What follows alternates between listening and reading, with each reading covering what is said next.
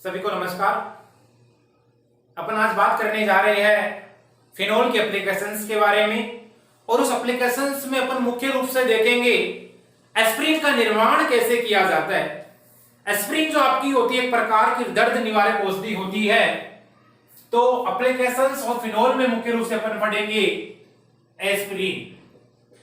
ये जो एस्प्रिन है एक प्रकार की होती है दर्द निवारक औषधि। ये है दर्द निवारक औषधि, और दर्द निवारक औषधि है तो इसको आप कहते हो एनाल्जेसिक कहते हो, एनाल्जेसिक कहते हो। ये होती है दर्द निवारक औषधि। ये कौन सी कैटेगरी में आती है? तो इसको कहते हैं अपन नॉन नारकोटिक्स कैटेगरी में आती है। नारकोटिक्स इसका मतलब होता है अस्वापक औषधि की श्रेणी में आपकी ये आती है एस्प्रिन। इस अस्वापक का मतलब क्या होता है? देखो, इसका मतलब ये होता है कि एक बार मान लो आपने इसका यूज कर लिया तो आपके तुरंत क्या जाता है, इसे आराम हो जाता है। मतलब क्या होता है कि इसको आपको बार बार काम में लेना नहीं पड़ता, एक आदत नहीं पड़ती। कहने का मतलब ये है, एक होती है औषधि जिसको आप कहते हो स्वापक औषधि कहते हो। स्वापक औषधि से हीरोइन है, मोर्फिन होती है, और आपकी क्या है, कोडीन होती है। ये सब आती है। वो वहां पर करते क्या है, यदि उसकी बात करते हैं,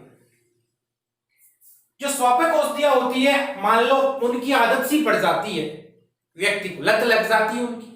जैसे शराब होती है तो शराब की लत सी लग जाती है, उसी प्रकार जो आपके मादक पदार्थ होते हैं एस्प्रिन तो आपका किस में आ जाता है, अस्वापक में आ जाता है।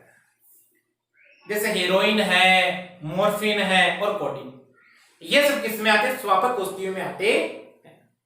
अपन बात करने जा रहे हैं अस्वापक औषधि की। क्लियर है?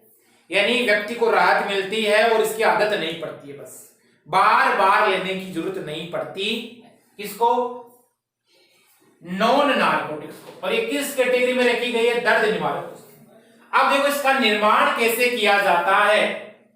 तो उसका निर्माण करते अपन सैलिसिलिक अम्ल से। किससे निर्माण करते हो आप? सैलिसिलिक अम्ल से। अब आपको पता होना चाहिए कि सैलिसिलिक अम्ल क्या होता है और उस सैलिसिलिक अम्ल का निर्माण कैसे किया जाता है। आप सैलिसिलिक अम्ल की अभिक्रिया करवाते हो एसिटिक एनहाइड्राइड के साथ में। एसिटिक एनहाइड्राइड लेते हो यहां काम में, और यहां आप क्या करते हो, उसका एसिडिक हाइड्रोलाइसिस करवाते हो, अम्लीय अपघटन करवाते हो, तो आपको जो प्राप्त होती है एस्प्रिन यानी दर्द निवारक औषधि प्राप्त होती है। उससे पहले सैलिसिलिक अम्ल का निर्माण कैसे किया जाता है उसकी चर्चा करते हैं। देखो, आपने देखा होगा एक अभिक्रिया होती है राइमर-टीमान अभिक्रिया। फेनोल से कार्बोक्सिलिक एसिड बनाने की विधि होती है। क्लियर है? यानी कि आप क्या करते हैं, फिनोल में कार्बोक्सिलिक समूह का प्रवेश करवाते हो तो उसको बोला जाता है कार्बोक्सिलेशन रिएक्शन कहते हो। होता क्या उस रिएक्शन में, ये मेरे पास में है फिनोल। इस फिनोल की अभिक्रिया आप करवाते हो CCl4 की प्रेजेंस में, और यहां लेते हो आप काम में क्या, KOH काम में लेते, बेस लेते हो काम में। होने वाला क्या होता है इस रिएक्शन के दौरान, ये जो फिनोल है यहां पर इसकी ऑर्थो पोजीशन पे आपका आके जुड़ जाता है COOH ग्रुप, कार्बोक्सिलिक समूह है जुड़ जाता है। क्लियर है? यहां से क्या होता है, 4 KCl बाहर निकलते हैं, और इस रिएक्शन के दौरान ये होता है, यहां 4 हाइड्रोजन है और 4 ऑक्सीजन, 2 काम आगे, इसका मतलब ट्वाइस H2O बन जाता। इसको आप कहते हो सैलिसिलिक एसिड। इस कंपाउंड का नाम होता है सैलिसिलिक एसिड, या इसको आप क्या कहते हो, ऑर्थो हाइड्रोक्सी बेंजोइक एसिड कहते हो। क्लियर है? इसी कंपाउंड को आप कहते हो ऑर्थो हाइड्रोक्सी बेंजोइक एसिड कहते हो। आगे देखो, इस अभिक्रिया का नाम क्या होता है वो आपको पता होना चाहिए, राइमर टीमान अभिक्रिया होता है। राइमर टीमान अभिक्रिया। अब देखिएगा जो राइमर टीमान अभिक्रिया उसके द्वारा आपने क्या प्राप्त किया है, सैलिसिलिक एसिड प्राप्त किया। अब ये आपका सैलिसिलिक एसिड है एसिटिक एनहाइड्राइड के साथ रिएक्शन करता है और प्रोडक्ट बनाता है क्या, आपका एस्प्रिन, जिसको आप कहते हो दर्द निवारक औषधि, उसका निर्माण करता है। होने वाला क्या है, ये आपका दे दिया आपको सैलिसिलिक एसिड दे दिया है। इसके अभिक्रिया आप करवाते हो एसिटिक एनहाइड्राइड के CH3COO COCH3। अब कई जगह आपको जो एसिटिक एनहाइड्राइड है इसको ऐसे भी लिखा जा सकता है CH3CO का होल ट्वाइस हो, ऐसे भी लिख सकते, तो कंफ्यूज होने की जरूरत नहीं है। ये एसिटिक एनहाइड्राइड, ये देखो CH3CO ग्रुप इधर हो गया और इधर हो गया CH3CO ग्रुप, और आपका क्या हो गया, ऑक्सीजन हो गया। क्लियर है? इसको आप क्या कहते हो, एसिटिक एनहाइड्राइड कहते हो। ये आपका क्या है, सैलिसिलिक एसिड होता है, सैलिसिलिक एसिड है। अब इसका करवाते हो आप एसिडिक हाइड्रोलाइसिस करवाते हो। एसिडिक का मतलब किसी अम्ल की प्रेजेंस जब गठन होगा, तो यहां से होगा क्या, CH3COOH, यानी ये बॉन्ड ऐसे टूटेगा और आपका ये OCOCH3 बनेगा यहां। तो क्या बना आपका, ये रिंग है मेरे पास में और यहां लगा दूंगा मैं ऑक्सीजन COCH3। क्लियर हो गया?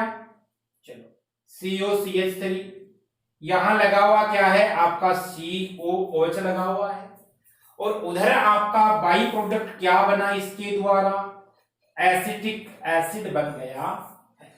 क्लियर है? अब देखिएगा ये जो बना है एस्प्रिन, आपसे कई बार इसका IUPAC नाम दे दिया जाता है या पूछ लिया जाता है, इसका नाम होगा 2-एसिटोक्सी-बेंजोइक एसिड। ये जो ग्रुप है ना इसको आप बोलते हो 2-एसिटोक्सी-बेंजोइक एसिड। क्या नाम होगा इसका, 2-एसिटोक्सी-बेंजोइक एसिड का होगी। क्लियर है? यही आपकी क्या दर्द निवारक औषधि होती है, कौन सी, एस्प्रिन। क्लियर है? चलो अब देखो क्वेश्चन एक बार पूछा हुआ है आपकी बोर्ड एग्जाम में, और कंपटीशन एग्जाम में भी क्वेश्चन पूछा हुआ है। किसके बारे में, इस एस्प्रिन के बारे में, उसकी अपन चर्चा करते। आइए देखते, देखो क्वेश्चन क्या आया हुआ है उसकी बात करने जा रहे हैं। क्वेश्चन ये आया हुआ है कि एस्प्रिन को खाली पेट नहीं लेना चाहिए, क्यों? देखो कुछ ऐसी टेबलेट्स वगैरह होती है, गैस्ट्रिन की टेबलेट जो होती है, डॉक्टर सलाह देते हैं कि आपको खाने से आधे घंटे पहले लेना ही। क्लियर है? तो क्वेश्चन क्या आता है, क्वेश्चन आता है कि एस्प्रिन है उसको खाली पेट नहीं लेना चाहिए, इसका मतलब खाना खाने के बाद लोगे। आपसे पूछा है इसका रीजन बताइए, क्यों, कारण बताना है। देखो कारण क्या होता है, ये एस्प्रिन क्या होती है, आपने मान लो खाली पेट ले लिया इसको, अब खाली पेट लेने पर होगा क्या कि इसका हो जाता है हाइड्रोलाइसिस। अब हाइड्रोलाइसिस होगा तो ये क्या बना देती है, सैलिसिलिक एसिड बना देती है। अब सैलिसिलिक एसिड बनाती है जिसके कारण वो क्या कर देता है, आमाशय होता है आपका, स्टोमक होता है, उसकी दीवारों पर क्या कर देता है, वो घाव कर देता है। आमाशय की दीवारों पे घाव हो जाता है जिसके कारण ये मानव शरीर के लिए खाली पेट लेने पर क्या हो जाती है, एक नुकसानदायक का कार्य करते लग जाती है। क्लियर है? तो इसका रीजन क्या होगा, या आप क्या कहोगे, इसका सॉल्यूशन बोल दो चाहे आंसर बोल दो। एस्पिरिन क्या होती है, मान लो आपने इसको खाली पेट लिया है OCO3 और यहां हो गया COH, इसका आप करवाते हो हाइड्रोलाइसिस। अब देखो हाइड्रोलाइसिस करवाते हो, आप जानते हो आपका जो पेट होता है, स्टोमक होता है, आमाशय होता है, उसमें गैस्ट्रिक जूस पाया जाता है, HCl वगैरह।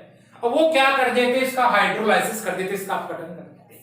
अपघटन करोगे तो वापिस क्या बनने वाला है, आपको यहां से सैलिसिलिक एसिड प्राप्त हो जाता। और ये जो प्राप्त हुआ सैलिसिलिक अम्ल है, वो आमाशय की दीवारों पर जाके क्या कर देता है, घाव करता है। इसी कारण एस्पिरिन को कभी भी खाली पेट नहीं लेना चाहिए। डॉक्टर वगैरह सलाह देते हैं कि खाना खाने के बाद यदि आपको क्या करना है, इस टेबलेट का यूज करना है। और ये क्या है, दर्द निवारक औषधि। एक दर्द निवारक औषधि और होती है, पैरासीटामोल होती है। दर्द और बुखार दोनों में इसका यूज किया जाता है। तो ये कौन सी कैटेगरी की है, दोनों अश्वापक औषधि है, पैरासीटामोल और आपकी एस्पिरिन। क्लियर है। चलो अब देखो, आपको यहां से क्वेश्चन क्या पूछा जा सकता है डायरेक्ट। देखो कंसेप्चुअल यदि क्वेश्चन पूछेगा वो आपसे, तो क्वेश्चन इस प्रकार आएगा। क्वेश्चन क्या आएगा, सबसे पहले देगा अगला फिनोल देगा, फिर वो क्या देगा आपको, देगा यहां से क्यूएच देगा, या क्या दे सकता है, एनएच दे सकता है। ठीक है, CCl4 दे दिया, इसकी प्रेजेंस में रिएक्शन करवा दिया आपने प्लस। ठीक है, आपसे पूछा गया है ए प्रोडक्ट क्या बनेगा, फिर आपसे पूछा जाता है कि आपने क्या किया, इसकी विक्रिया करवा दी CH3CO का होल्टवाइज को, पहली रिएक्शन तो ये करवाई। दूसरा आपने बोल दिया आपको कि H+ करवाना, इसका एसिडिक हाइड्रोलाइसिस करवाना। आपका प्रोडक्ट बी क्या बनेगा, और आपसे ये भी दे सकता है कि जो आपके उत्पाद है उनका आपको लिखना है IUPAC नाम, और उत्पादों की संरचना बनानी है और उनका नाम भी लिखना सामान्य नाम। तो फिर क्वेश्चन किस प्रकार करोगे, इसका सॉल्यूशन फिनॉल है, आप जानते हो क्या बना है, तो ए प्रोडक्ट क्या होगा आपका, सैलिसिलिक एसिड बनता है। कई बार आपसे इस अभिक्रिया का नाम भी पूछ लेते हैं, इस दौरान इस अभिक्रिया का नाम क्या है, अभिक्रिया का नाम क्या है। आप जानते हो अभिक्रिया का नाम राइमर्टिमान अभिक्रिया है। क्या बना आपका, सैलिसिलिक अम्ल बना। ठीक है, फिर क्या बनाते हो, इसके साथ रिएक्शन करवाते हो, हाइड्रोलाइसिस करवाते हो सॉरी, तो क्या बना लेते हो यहां से आप फॉर्मेशन कर लेते हो यहां से एस्पिरिन की। क्या बना लिया आपने यहां से, एस्पिरिन का निर्माण किया या नहीं किया, बिल्कुल आपने यहां पर एस्पिरिन की फॉर्मेशन कर ली।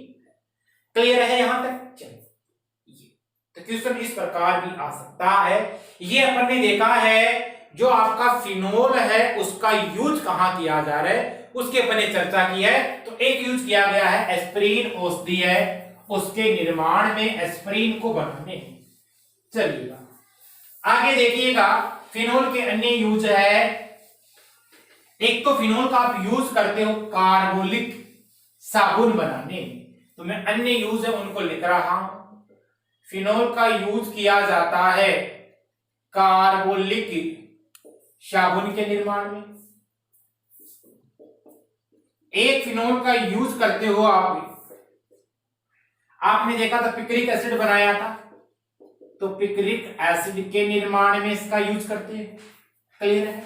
फिनोल का यूज कहां करते हो, अपन ने बात की है प्रतिरोधी में करते हो, यानी कि एक प्रकार के एंटीसेप्टिक के रूप में इसका यूज किया जाता है, रोगाणुनाशक के रूप में इसका यूज किया जाता है। विभिन्न प्रकार की आप क्या बनाते हो, औषधियां बनाते हो। औषधियां क्या क्या देखिए भाई, अपन ने एस्पिरिन देखी, इसके अलावा एक आप निर्माण करते हो सेलोल का निर्माण करते हो, और एक आपने क्या बनाया है, सैलिसिलिक अम्ल बनाया, एक इंपॉर्टेंट अम्ल बनाया है सैलिसिलिक अम्ल। इस सैलिसिलिक अम्ल के निर्माण में क्या करते हो आप, इसका फिनोल का यूज करते हो। चलो ये हो गया। ये आपका रोगाणुनाशक होता है और प्रतिरोधी में इसका क्या किया जाता है, यूज किया जाता।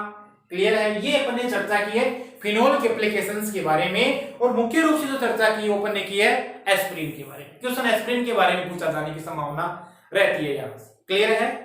चलिए, तो ये अपना हो गया है फिनोल कंपोनेंट।